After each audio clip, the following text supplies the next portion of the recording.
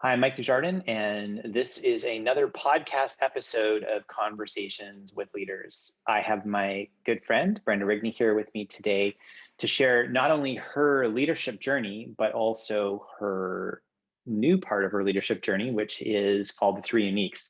I'm not going to go into that. I'm going to let Brenda lead us up into the Three Uniques as she tells her story to us today. So, Brenda, welcome. Thank you, Mike. It's great to be here. So I'd love to start on with your career journey to ground people in who you are, where you came from, what your story is, wherever you'd like to start. Oh, okay. I'd like to start talking a little bit about my family. Great. I'm from Vancouver, but most of my family has been all over Canada. I have family that's come in from Ireland that landed in Toronto, and then Montreal, and eventually Vancouver. I have family that came in from the Ukraine and landed in Montreal, and then moved to Edmonton, and eventually Vancouver. So I'm kind of and then there's the Scottish background, which came from like Scotland to Winnipeg, eventually to Vancouver. So Vancouver is like a key spot for me, but Right. I have family kind of like all over Canada, and and came from a family of like entrepreneurs, startups, like the traditional immigrant story of coming to a new country and putting putting their mark on things and really like establishing a business for themselves. So that's always kind of inspired me and has definitely led to my leadership journey. So that would be like the starting point.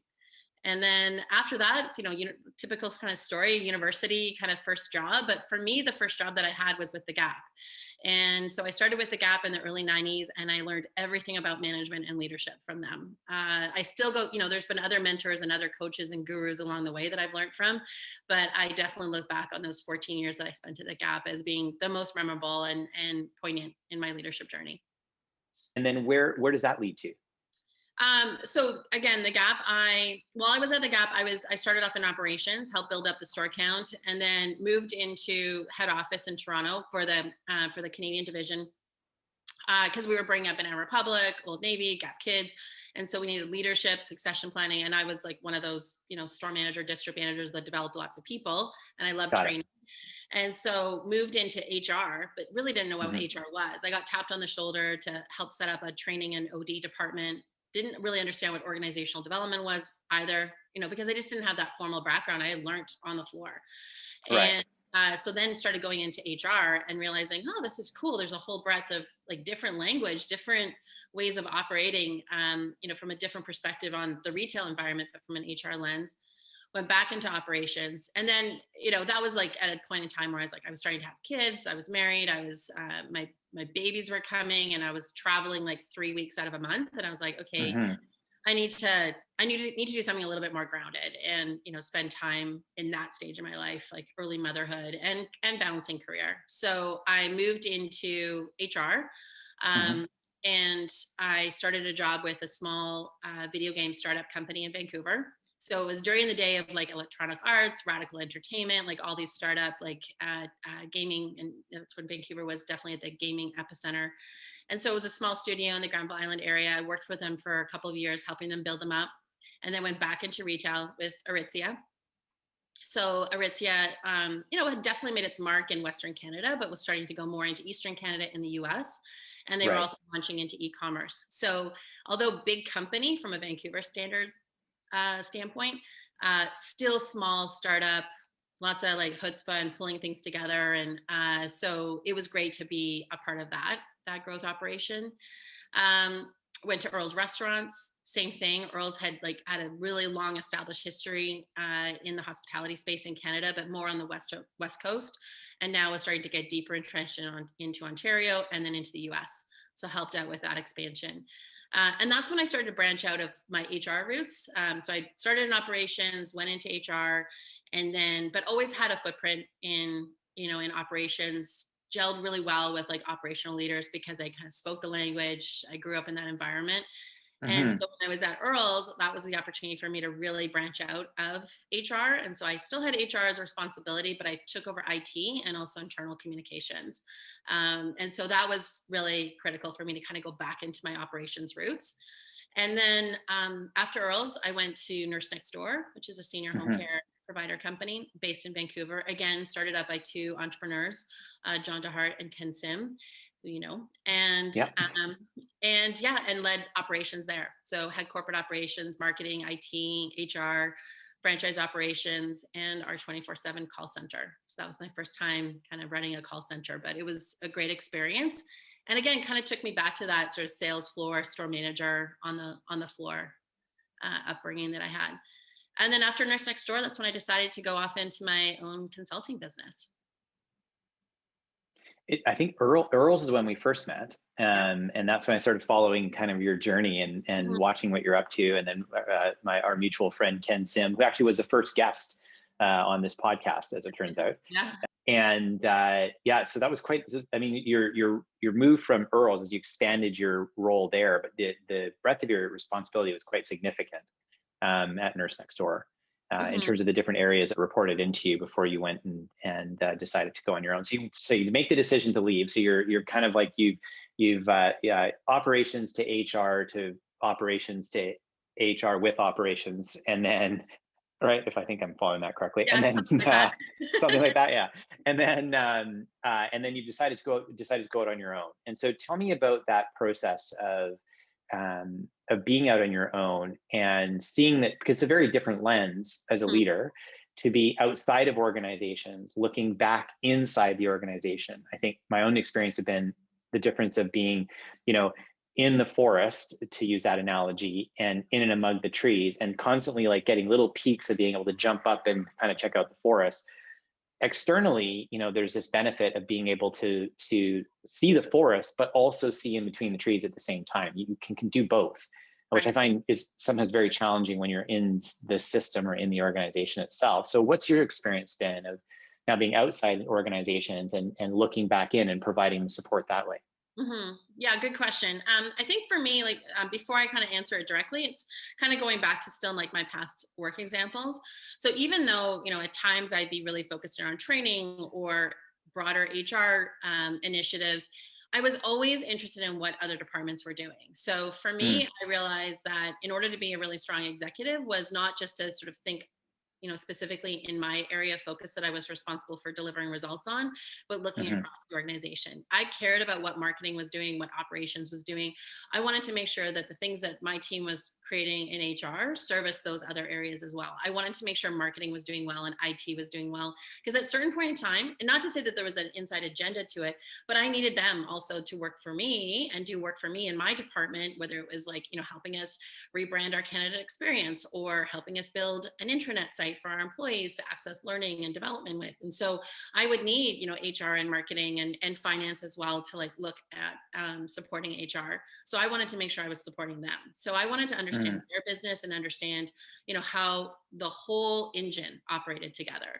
And that was something that I think now looking now at my consulting practice was a huge value add, because I feel mhm, like go into any organization and talk to any executive, regardless of kind of like if they're starting up first day one, or they've been at it for 2-3 years, to really sort of challenge them around how they're looking at their day-to-day responsibilities. Like, how does the work of a CMO that's heading up their marketing team link in with finance, link in with IT, or are they doing this all on their own? Because as an executive team, we need to be working in partnership.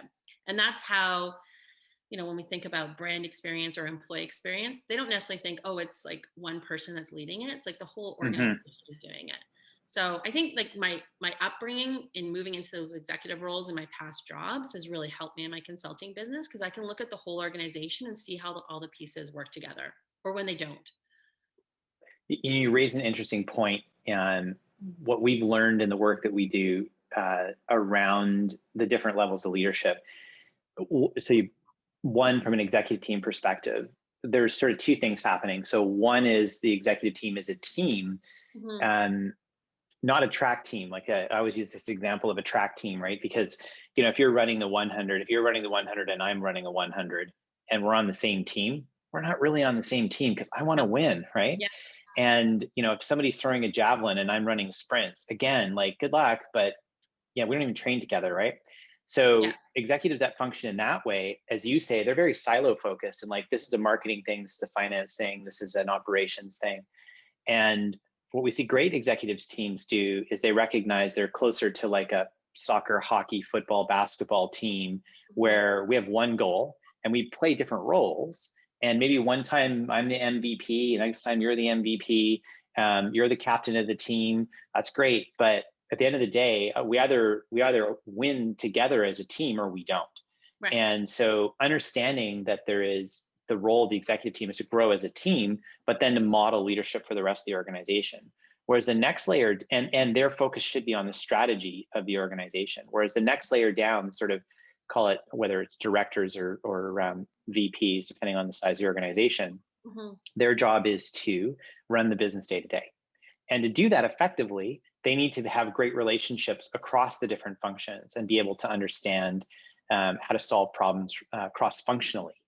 And versus managers who their biggest challenge tends to be that they're really good at something and they got promoted to manager, and it doesn't matter that they're really good at it anymore. It only matters that they can help other people become really good at it. So we always find at the director level, if we don't catch them then and start teaching them about how to solve problems outside of their area of responsibility, working with their peers, that they are not going to make an effective executive. That's kind of that critical point to catch them. And I think that's what you're describing your experience is learning that, hey, if I build influence and I've got relationships across the organization with my peers, I can think about how to solve a problem for the organization, as opposed to this is how marketing thinks about it, or this is how HR thinks about it. Yeah. And also, I mean, my retail management background, I mean, sometimes retail hospitality, gets kind of a bit of a bad rap as far as like not being like a highfalutin organization. And at the same time, I don't get that. I was 21 years old running a $6.5 million business in Yeah. Center Mall with 250 staff reporting into me at 21 years old. And, that's pretty unbelievable, to sort of say that I had that. And at times was definitely scary, but I learned marketing, I learned HR, I learned finance, I learned operations, I learned sales. I learned all aspects of the business. And I had people from, our San Francisco corporate office coming into me, merchants, planners, marketing people, loss prevention, asking me big questions. And again, at 21, 23, 25, I stepped up and had to answer them. But I also got really curious. It wasn't like just, again, a sort of top-down model. I got really curious, and it was a very open door environment. You could learn things, you could get exposed to things. And the fact that I could also move around in the company and career develop into different areas. People saw, what, you've got a skill here or something unique that can be offered in another area of our business. So we're going to put you over there and see how well you do in that area. And then we're going to put you over here and see well you do over there. That's, I think, also another critical thing is that manager to director. Maybe before they go to director, try and be a manager someplace else and see if those skills, unique key ability, talents can be transverse between finance to marketing to IT. Because then I think you get a really great director that's maybe had exposure working in different portfolios or departments. And then they get to really think strategic and apply those strategic thinking skills. I love that. I love that advice. I think when I chat with young people about their career trajectory, they're thinking, well, I'm going to go from I'm an emerging leader, then I'm going to be a manager, and then I want to work my way to director, and then I'm going to be a senior director, and then I'll be a VP. And they've got this path charted. And, the Ram Shriram in his book, Succession, writes about this. And he said that it's Ram Shriram and Larry Posity actually that wrote it. And they talk about how some of the best leaders had made lateral moves, that they'd moved into different divisions of the organization. And so they had a couple things. One, they had a better line of sight to how the organization functioned, but two, they had great relationships, because as it turns out, to get anything done, positional power it's something, but doesn't mean everything. Right. There's a way that the policies and procedures work in an organization. And if you have positional power, then you probably have to follow those policies and procedures of the other divisions. And if you have relationship power, what happens is all the policies and procedures don't really apply to you anymore, because now you know the right people and they will tell you, well, this is how it's supposed to be done, but we could also do it this way, and it's okay to do it this way. You just have to know this. They're never going to tell you that unless you've got a great relationship and they want to be your advocate and they want to support what you're doing. And so they said, if you're moving around the organization, as you're suggesting, then you have that opportunity to build up that influence and persuasion power, that relationship capital, while also having a better worldview, a more complex worldview Mhm. of the organization, which is another key piece of leadership growth, is having a more complex worldview. Because if you have an incomplete or less complex worldview, then you're more likely to solve problems the way you've always solved them, which will probably be in the lens you see the organization in, whatever, if you're in HR or you're in marketing or finance, so that's how you see the world. And that, again, as you're saying, like if you catch them early, so if you're listening to this and you thought your career path was going to be this straight line, and you're just going to keep getting promoted, Yeah. you Change that may hit a mindset. ceiling. Yeah, because you may hit a ceiling. You may get to director and then never make the leap because you don't actually have a really solid understanding of the whole organization. And so Mhm. I think that's the thing I would tell younger people who are coming up in their careers is, don't think of a lateral move as a lack of a promotion. Think of a lateral move as building bench strength, to support you being potentially being a leader in an area that's not your area of technical expertise. Yeah. The other thing that I would further add to it, again, I think with younger people, or even how I saw it, like in those early days where I did do some of those lateral moves, is sometimes also with a lateral move, you might not get the direct compensation increase as a traditional Right. career ladder. So don't necessarily think that that compensation increase is the only thing, like the be all and end all to, stopping you from doing a lateral move. Think about the investment that you're getting. So if you can see that trajectory, you get great coaching, you get great mentorship from somebody, or you listen to this video and rethink your career plan. Just remember that it's not always about dollar and cents into your bank account. It's also the investment that you're putting up here, as far as perspective, experience, bench strength that you're mentioning, and how can you put a dollar price point on that, right? So I think you may It's a have to really do good a point. couple lateral moves, but you get so much breadth and depth into the perspective of how an organization runs that, yeah, afterwards, then, people will see that potential in you, and the upward mobility and compensation that comes with it will be greater. That's a really good point. So I'm curious, I'd love to transition into how this work and your career led into the three uniques. So first, like, where Mhm. did the three uniques come from? Like, give me the background to that. Okay. So I was on a similar type interview back in a good friend of mine, Paul Cortizos.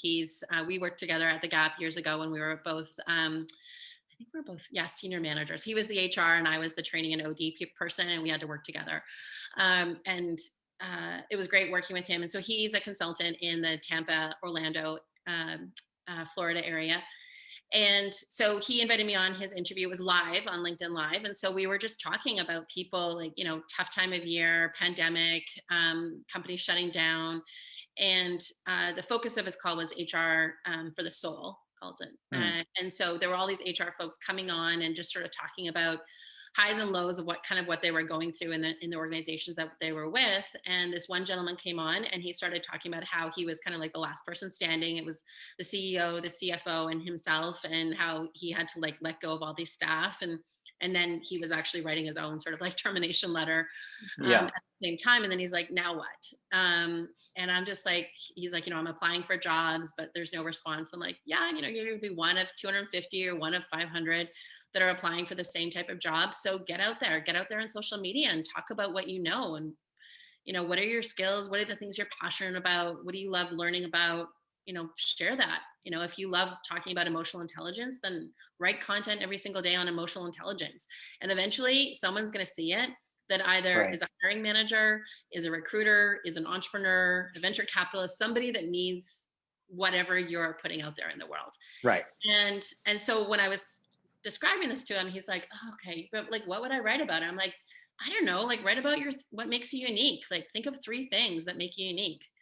And so that's how it all sort of started. After I finished the interview, and we shut off, and Paul and I were talking. He's like, I think you're onto something. And I'm like, what? He's like, it's something about being unique. And I'm like, oh yeah. And I'm like, I share that all the time with people. Like it's like one of those things where like people ask for advice from me about, how to start up a business or how to put themselves out there, personal branding. And I'm just like, just get out there and share what you know. Someone's gonna find it. And so I started kind of like noodling around with it and playing with it. And Again, like, starting off at the beginning of this interview, I talked about kind of my family roots. Like I, I've always like I've grown up with entrepreneurs.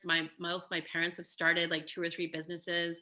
My grandparents have had grocery stores, apartment buildings, like all this sort of stuff. And I've never been an entrepreneur myself, and I've always worked for entrepreneurs. And I'm sitting there in the summer going, okay, let's try this. Let's see. And even though I had my consulting business, I never really sort of thought of it as being like I was an entrepreneur. I called myself a Right. consultant and an entrepreneur. Right. And so I thought, you know what, I'm just going to play in this space. I'm going to make a commitment.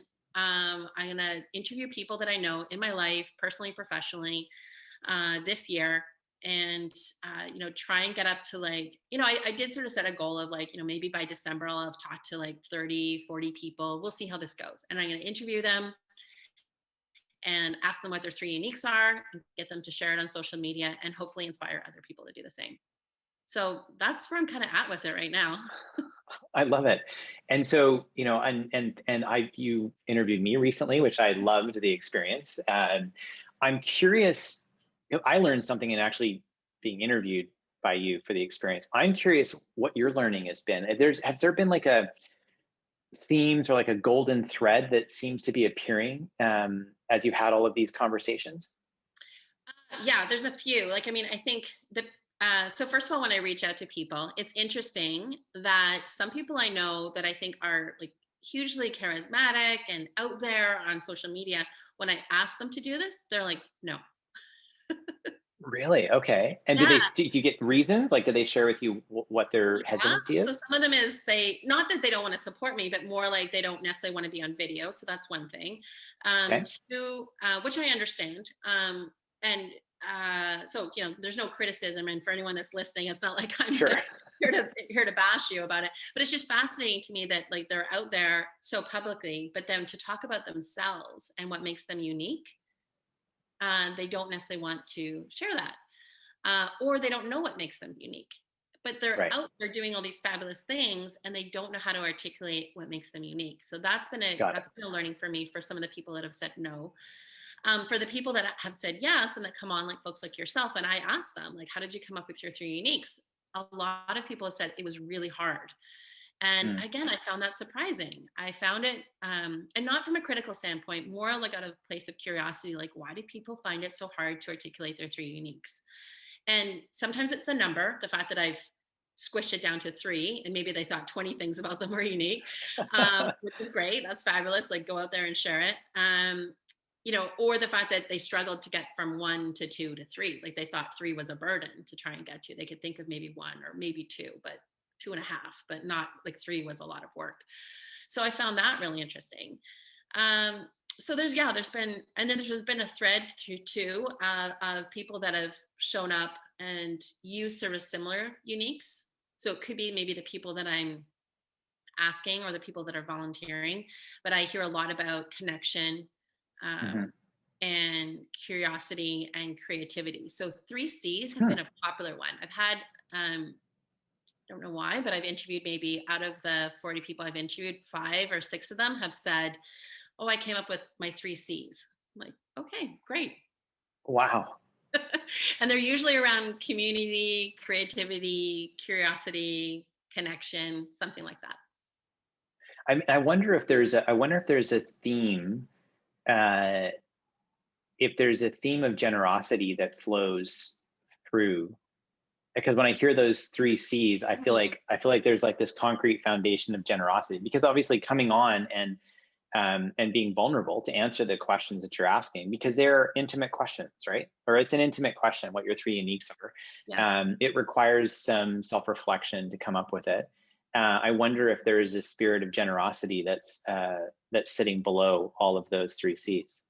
I would say generosity. And then I also think there's also been some interesting ones too, like points of vulnerability, where I don't know if I should share this, but they're going to. And it's almost like a point of vulnerability to bravery, kind of like the Brene Brown um, theories, or her whole theme in her books.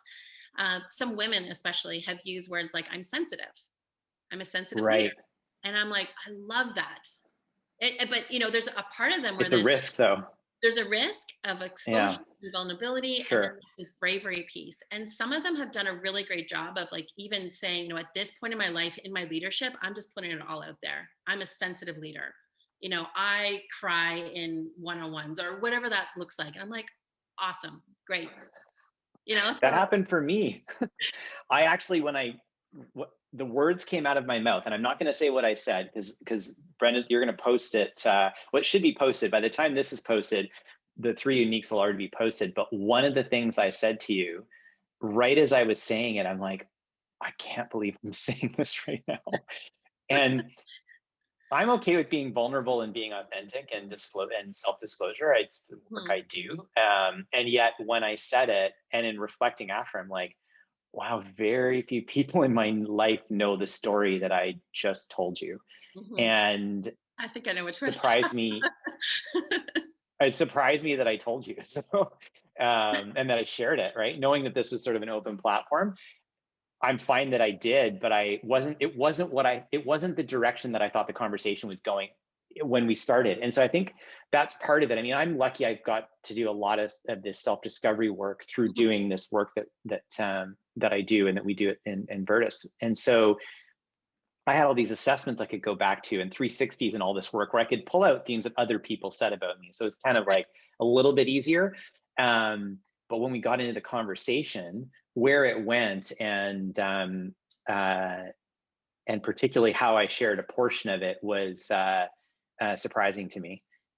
So I can see where, as much as somebody might come on and say, I have these three uniques, and then you just think it's just easy to share that the actual share, the learning that occurs, my experience of it is this: in the act of sharing it with you, not Mhm. in thinking about it in preparation, but in sharing it with you during the conversation, there was further self-discovery for me. Awesome. That's great. That was the part, like, if you're thinking about doing this with Brenda and you're like, I don't know, I don't want to be in camera, totally worth it. Mhm. You're a very good interviewer, so that it felt like a very safe and great space to be in conversation. And there's the bonus and the benefit of the learning. Like, I actually journaled right after that conversation the things that I learned from that conversation, and I wasn't expecting that. Like, I really was going in to share, these are the things, and the sort of Right. the end, and hopefully this helps somebody who's watching this. But what I learned personally from the experience of having a conversation with you was quite something. That's awesome. That's great. Yeah. Yeah. And so, I mean, I think that's also been an ultimate learning for me throughout all of this is I get it. I started off not thinking it was going to be some like little flighty transactional thing. Like I really wanted to genuinely learn about people's three uniques. And I also felt in some cases it would help people that are out there in the job searching land to really think differently about applying for jobs, right? Because a lot of Right. times, and I wouldn't say that I'm advocating to being a career coach. I'm not a career counselor. I'm not a recruiter. I'm not invest in the job search world. I know lots of people in that space. So if people are looking for resources, yeah, look me up and I'll connect you to someone. So that's not what I was focused on doing. I just wanted people to think differently about, yes, go and apply for that job, but just know there's probably other 500 people. And having led recruitment teams, there's a recruiter that's going to like scan and, look for like 5 keywords or 10 keywords, and you're going to get put aside versus put a little bit more time into it and start sharing what's important to you, what you value, what you're known for, your past experiences, the things that you're passionate about. Put it out on, and I've been advocating for LinkedIn just because the algorithm is so powerful, and it's I think obviously it's smart. Yeah. it's also the professional networking site. So if you're going to Yeah. be on LinkedIn, not just liking someone's content but actually commenting, talking about what putting it out there. And I just even did an experiment myself. Like I went on LinkedIn in April and started posting a piece of content that I thought would be useful for my community every day, focused on leadership, entrepreneurship, emotional intelligence, like whatever those like broader topics were, strategy, culture. And I posted content every single day, and since April, I've grown my network by 3,000 followers. Wow. It's Yeah, that's incredible. huge.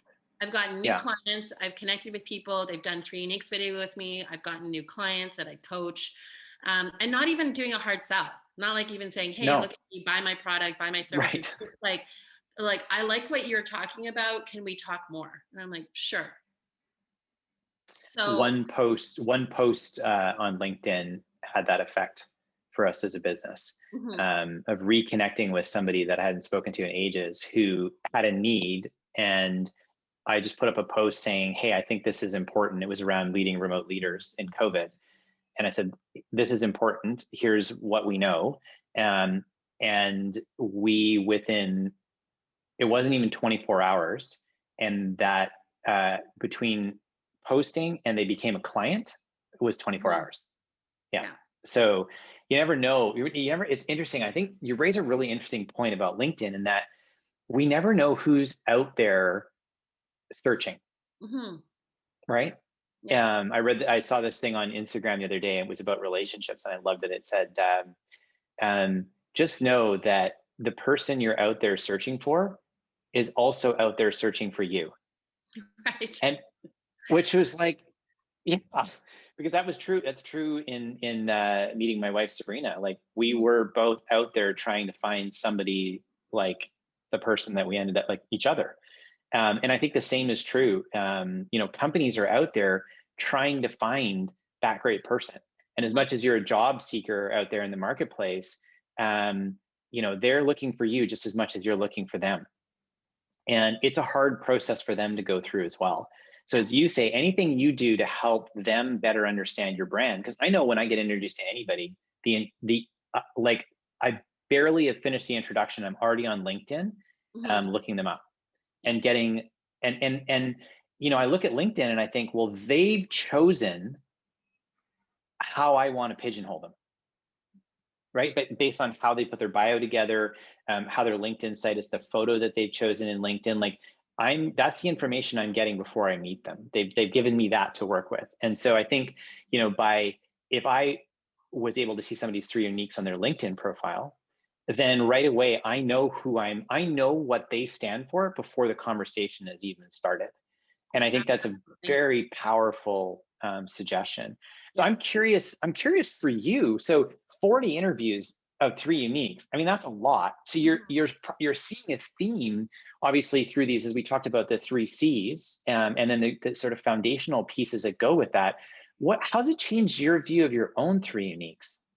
Oh, I'm still pretty clear on like what I sort of bring to the table. And I did a lot of work as I was starting out my business a couple of years ago. I did a lot of work around my vision for myself and my values.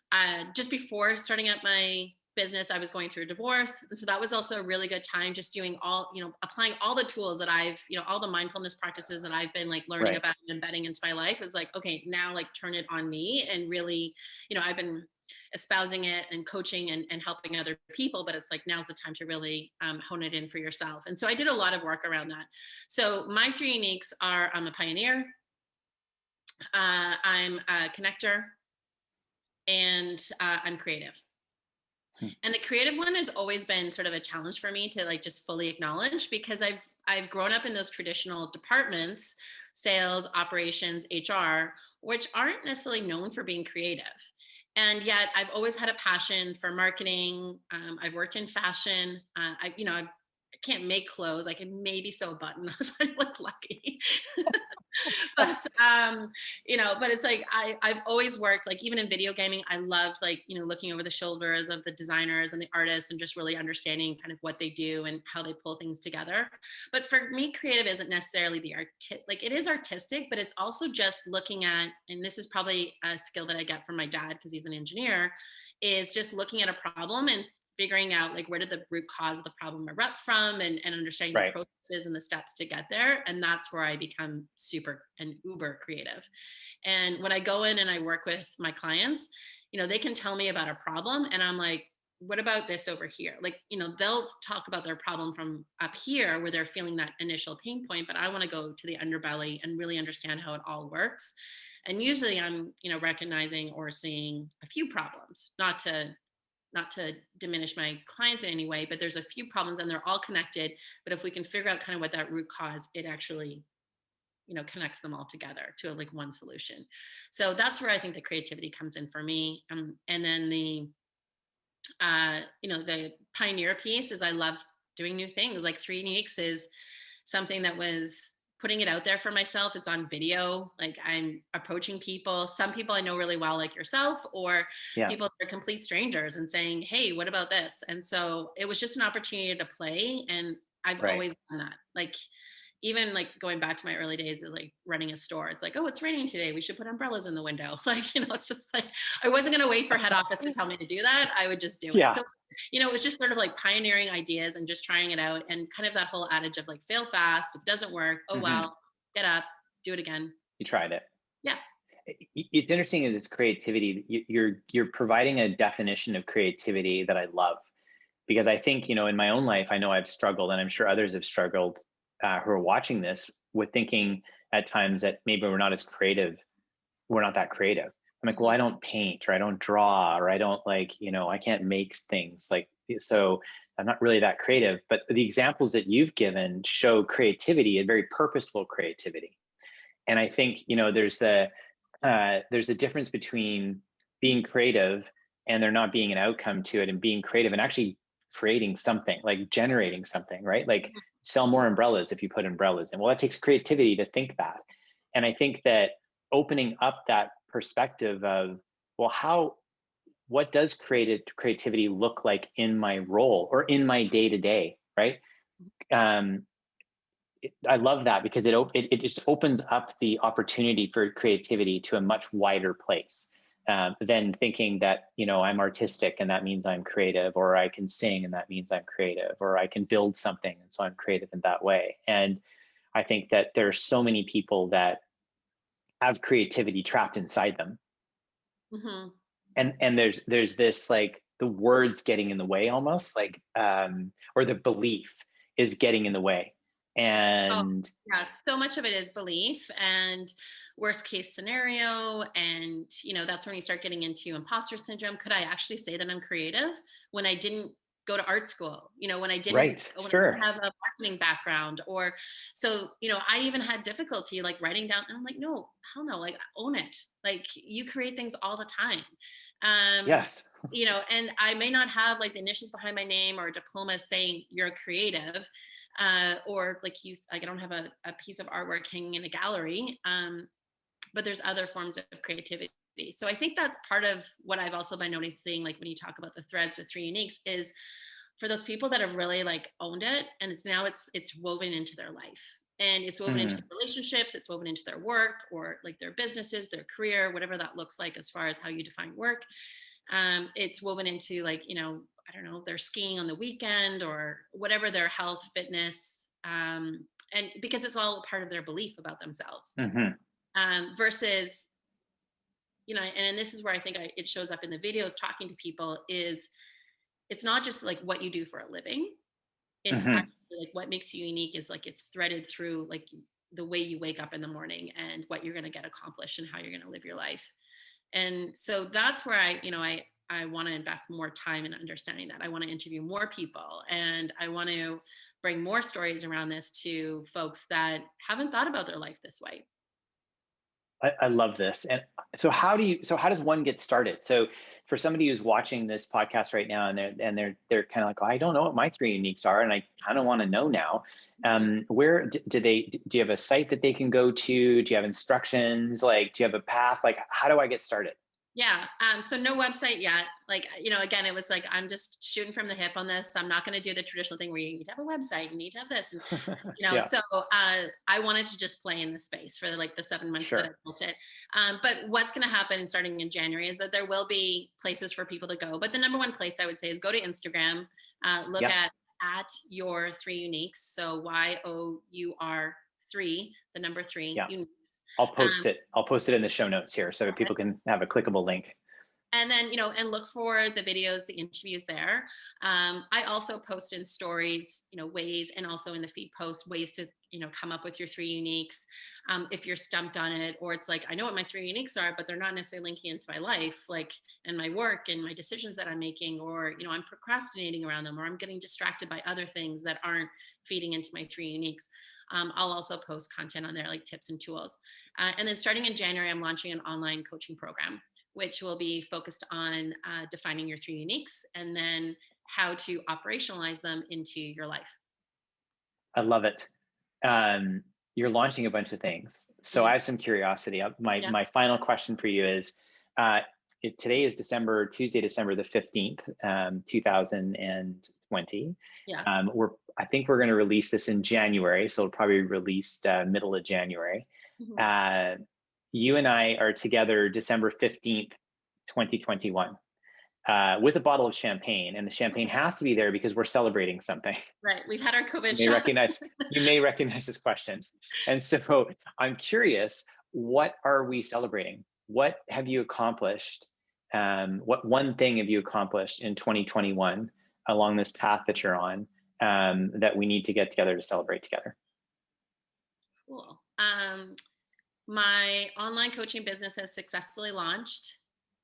I am starting to write my book on defining your three uniques and operationalizing them in your life. And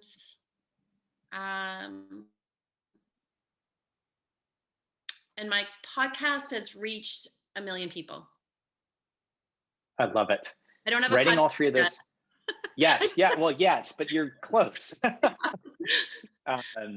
I'm writing those three things down because I know we will still be chatting a year from now. And so I look forward to celebrating those things with you.